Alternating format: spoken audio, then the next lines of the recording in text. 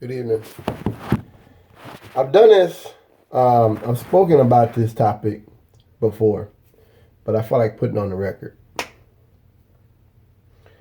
One of the things I find most intriguing about Donald Trump is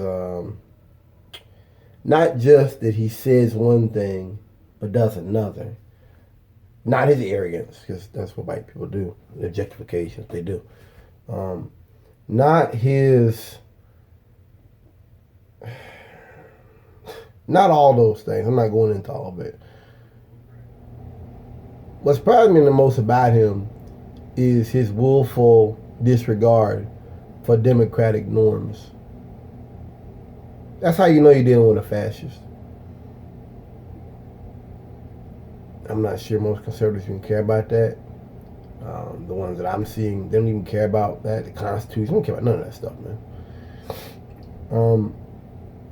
But I find it very intriguing to see how Donald Trump is very open about doing these things that is destructive to what we know to be a republic, a democracy, tenets of our democracy. When you go out here and elect judges, elect people who can protect you from judicial overwatch. When you put an attorney general specifically for the reason to protect you from what you see to be as criminal judicial overwatch or an investigation, you're subverting democracy. When you go out here and you attack journalists and call them stupid and just attack ones you don't like and take their press pass because they talk too long, you're subverting democracy. And I find it interesting, as much as I know about Kennedy now, the things he says, Trump's doing the exact opposite.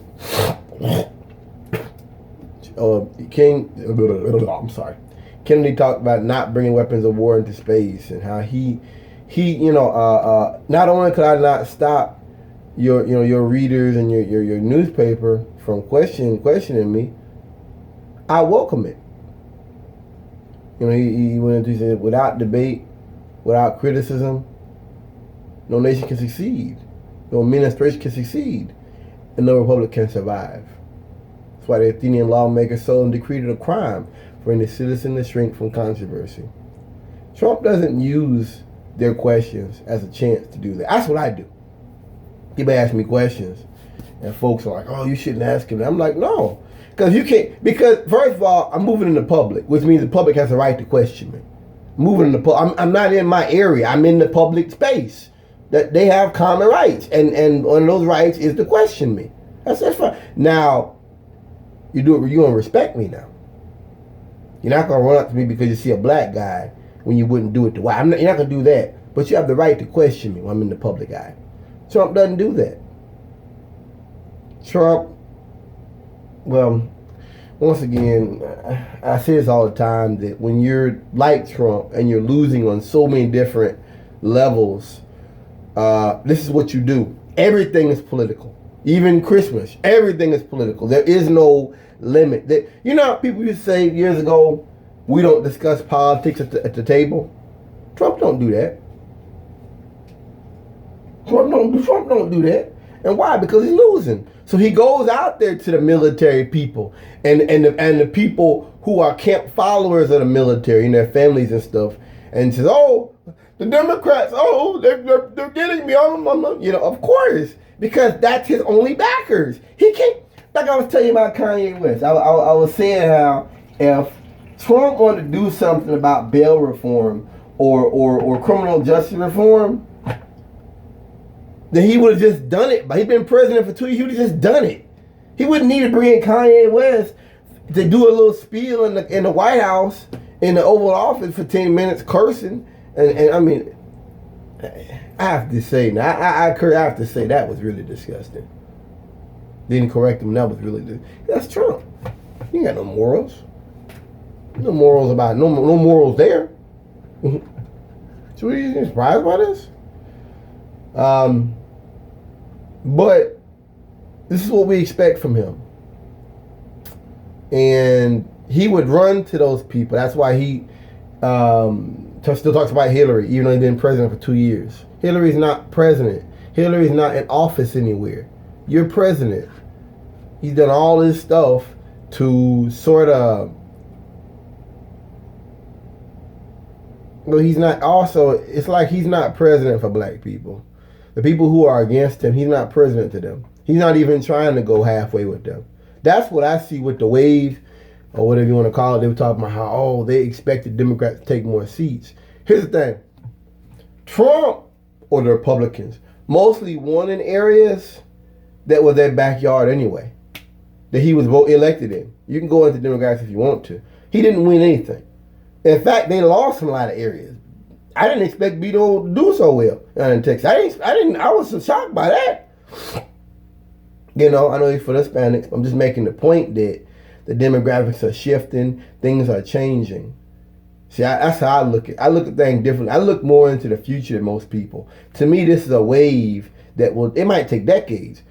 But the point is, things are changing. People are seeing the world in a different way. They're not just looking at it, America first, America. No. And as long as you have that, then that's the people Trump wants. That selfishness. I think to be president, being put in political office, period, you have to have a robust sense of the public good. You know, I think it's about more than just making money. And I hear that a lot. These billboards, if you like the economy, vote Republican. That's all they talk about. It's almost like a mobster. Mobsters out here murdering, killing people, and I'm like, man, this is wrong. Well, you like the money you're getting paid, don't you? I mean, yeah, I do. Well, then, it's something saying. It's like that. It's like, okay, so what won't you support? What won't you allow? What is your line? Where does it end? Where do you say, hey, man, I want no part in this? You see, Paul Ryan done dropped out. All the people that have quit the Trump White House. You see that, don't you? You know, I know Republicans don't see it because they don't care. But to me, that's a very strong indicator of a despot. For one thing, some of them don't want to go to jail. They're trying to get off the ship before it sinks. I can understand that. They see the ship running, it's running, the Titanic running right for the iceberg. And Trump like, full speed ahead. He's like, he pulling levers and switching. Everybody's like, no. He's like, fuck it, get off the way. And look, the captain like, the motherfucker up there, he's like, Mr. President, that iceberg up there, you see the iceberg, we about to hit it if we don't take evasive action. And Trump like, so? He said, so? And the man like, well, I'm gonna start steering. Trump like, Trump like, get out of here. He pulling switches and levers and pressing buttons. That's Trump. He's not even trying to, reach out. And that's really, like I said, that's what I see with the midterms, is that Trump lost a lot of ground. They didn't gain any ground. You had a lot of very, very red areas that voted Democrat. A lot more color in Congress than ever before. A lot more women being elected than ever before. This is a strong indicator of where America's going. I think it's a positive. I think that's a positive thing. I think that's a very good thing to see that. Because these things take time. I've said it before, that the danger of Hillary would have been that you'd had 8 more years of black people going to sleep and 8 more years of progressives doing nothing. I'm just telling you the truth. I don't like Hillary. Period. I don't like her at all. Let's understand that. But that'd have been a danger of that. I think there really is a significant danger of Donald Trump getting his fanatics. I've said this before. I think that's what Trump is going for now, is fanatics. That's what you see with this Whitaker guy. People who are just down the ride. See, Trump in the beginning, I will be honest with you, he did get people who were somewhat not in the middle, but good at what they do. I think the danger of Priebus going and I think Flynn, he got indicted, didn't he? Yeah, indicted. Manafort, the other dude, Papadoulas, his lawyer. The danger of all these people leaving and going to jail and stuff is that See, this is my opinion. I fear that you have white people out here who say, listen, this is our chance. This is our time. This is like a George Wallace 2.0. We can do this. And so now you get white supremacists who are 100% bold-faced white supremacists in there. We have not seen that yet. I don't think. I have not seen that yet. Except with Bolton. But Bolton, that's not, he's not new to the game. We know about him. But, yeah, that's the only one I can think of that's just bold-faced it. And Sessions was that way too, to a certain extent.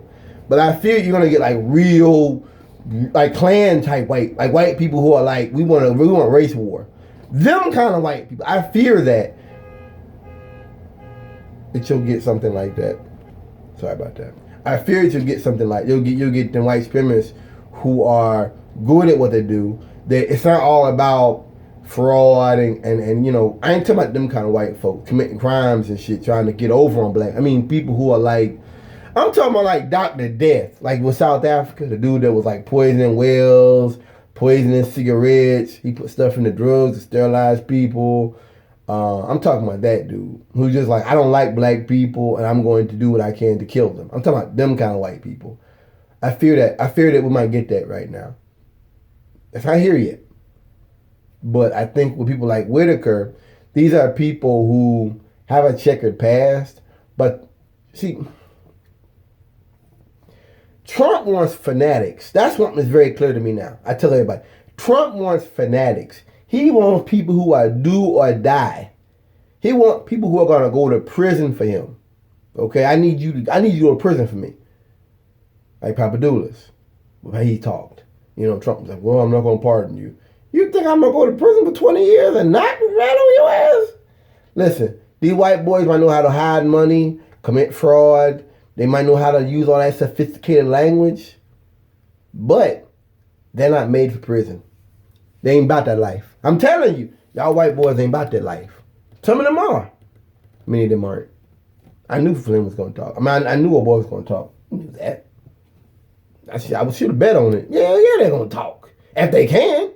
And the other dude, Manafort, I was like, man, he going to talk too. I told my friend, he going to talk too. And he did. The only reason why he didn't talk the first time is because they was trying to do a plea deal. He waited too fucking long and he lost out. He was trying to talk then. These white boys, they're not about that life. They're not about prison. They're not. Not that a chance. You know, so, getting off subject there. My thing is with Trump, I almost worry things are going to get worse. You're going to have like political operative type people. People who, Trump does not have it in the public best interest when he operates. He does not operate off public's best interest. He operates off of money. He operates off of profit, corporate interest. He's not operating off the public's best interest. You know, and it's interesting to me to see how he sees that Obamacare is actually very popular. The Republicans have stepped away from that now. See that? He operates off of fear and anger, and these black and brown people are the real problem. They're the thread. You know, got to keep them in check, which is how they think anyway. That's how Sessions, white men like him, that's how they think.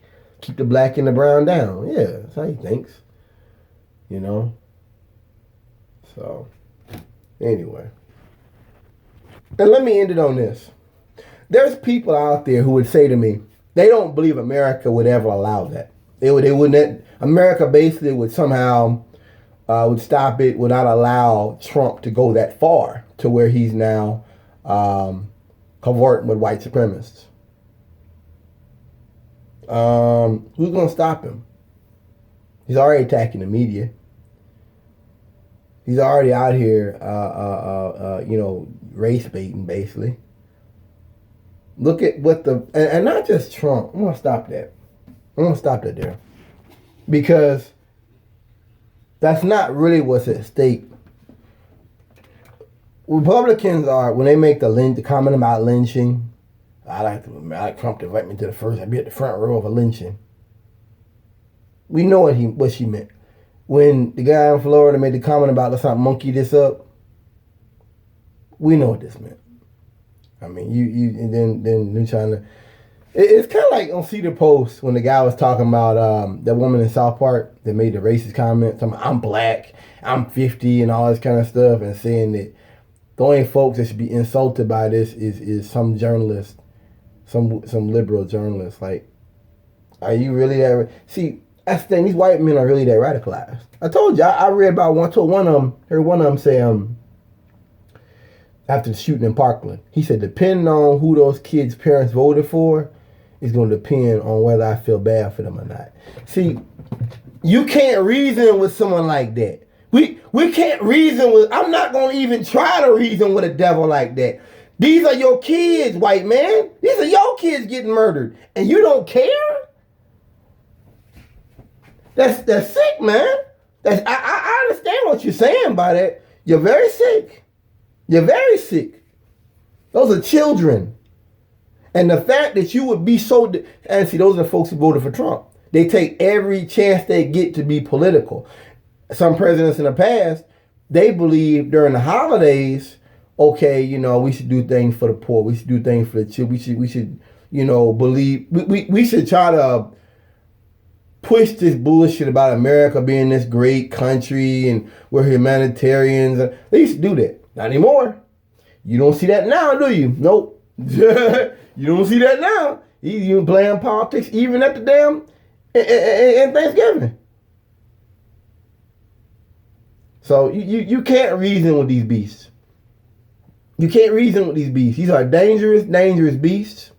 And like I said, I believe that I really believe that if Trump was to bring in some people who were Klan types, not officially, not running around with Klan sheets on and yelling nigger amongst that. No, nothing like that. Nothing like that. Sophisticated. It's like them guys in Charlottesville wearing suits. Not skinheads, wearing suits. Loafers, docksiders, and khakis. Yeah. But some of that same language. And let me say this too. Look at Ben Carson. Look at his coon ass talking about how the slaves were immigrants. I'm talking about how he had neighbors that had Confederate flags and we need to go be friends with them. You're a goddamn fool. And if you're dumb enough to go out here and try to be friends with people who wave the flag of your oppression, you're a fool and you get exactly what you deserve. I have no type of patience for those kind of people. Do you have the right to waive it? Certainly, that's their right.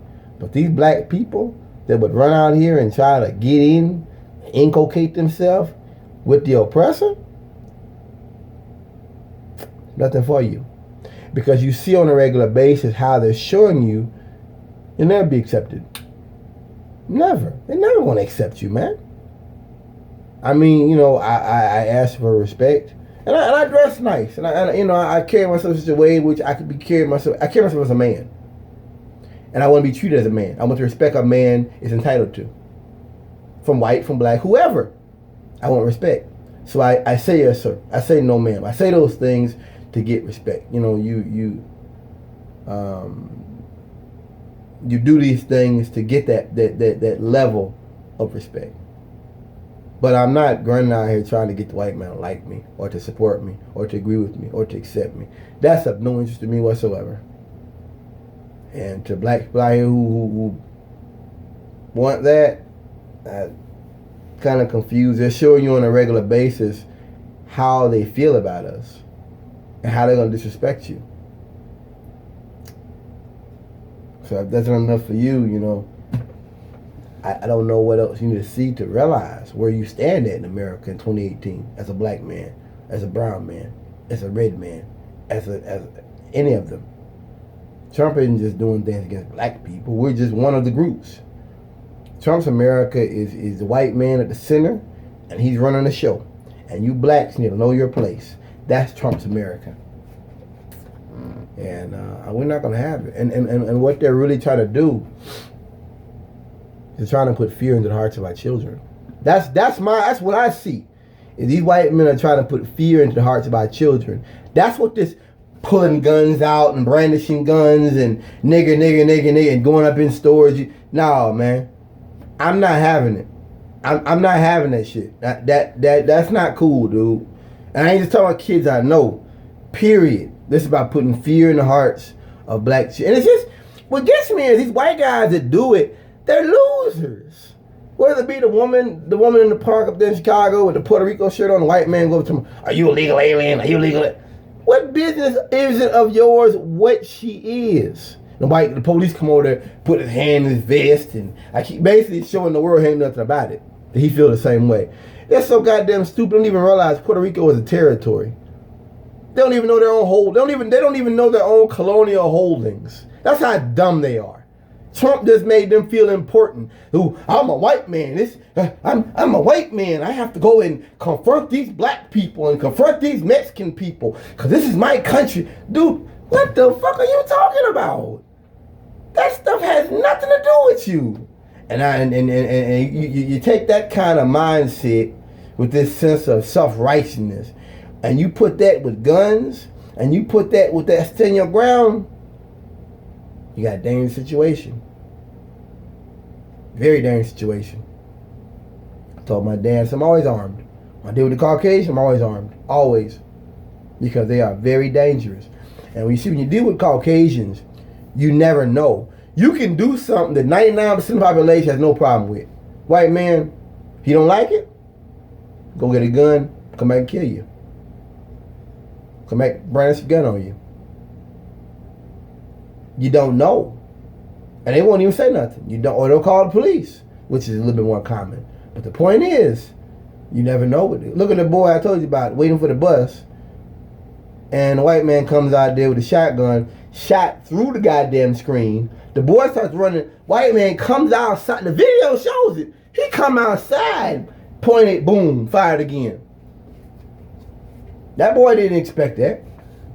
My point is, you deal with the Caucasian, and you're a black man, black woman, whatever, be careful. Because you just don't know. You don't know where their minds is. Like I said, Trump has taken these losers. That's really, let's get to it. I want to take a second to get to this, because I have not talked about this before. And we need to get into this. We need to get into this here. Of what is Trump's base? Who exactly is he talking to? And how does that factor into stuff we see? You know, I make the comment today that Trump's language is dangerous. It's inflammatory. It's like those Muslim clerics. You know, it is dangerous. It's very dangerous. Like I said, he's taking these losers, these white men that have no power. These are the guys that women don't like. You notice that? Like these mass shooters. These are the guys that women, they couldn't get women. They couldn't get girls. They just couldn't get girls. They're losers. So they got to run out here and fuck with some black guy who's waiting for the bus or jaywalking or something to feel like I'm a man. I mean, they're losers. When I was growing up, I was told this bullshit about, you know, how they're cowboys and all that stuff. Cowboys don't shoot folks in the back. They don't do that. That's cowards. And that's how I feel about the Caucasian. All these things don't make me say, I better act right. I better... No. I realize I'm dealing with a culture of cowardice. I'm dealing with people out here who are cowards, who will associate and inculcate themselves with a system, an administration that seems to accept that form of cowardice, of murder. It seems to accept it, and even to a certain extent legitimize that kind of conduct. Going to a political rally with pistols and pepper spray and helmets and batons and gas masks. I don't think we realize just what Charlottesville really was. Those are who I'm talking about. The losers. Can't get women. There's a connection. I've been trying to make that between the mass shooters and white supremacist groups. There's a connection there. It's still shaky, but I'm going to get there. Between the psychology of a man who goes shoots up a school, kills 30 kids for nothing. Doesn't know any, shoots up a church, like the one in Sutherland Springs, Texas. Don't know anybody up in the damn church. Goes and kills 30 people. And this white man that goes out here and decides to confront people in a restaurant, they're speaking Spanish. And they have that same video, the same guy, they got a video of him, another guy got a video of him, he's walking with a blonde white girl, and a dude walks up and bumps and says, get it, watch where you're walking. And the dumbass, he done it. It was a racist attack. The guy so stupidly realized the guy was white. And there was a black man walking right up behind him. I'm just like, man, that dude could have yoked your ass, your racist ass. You know what I mean? They don't care. It's their country. Peace out.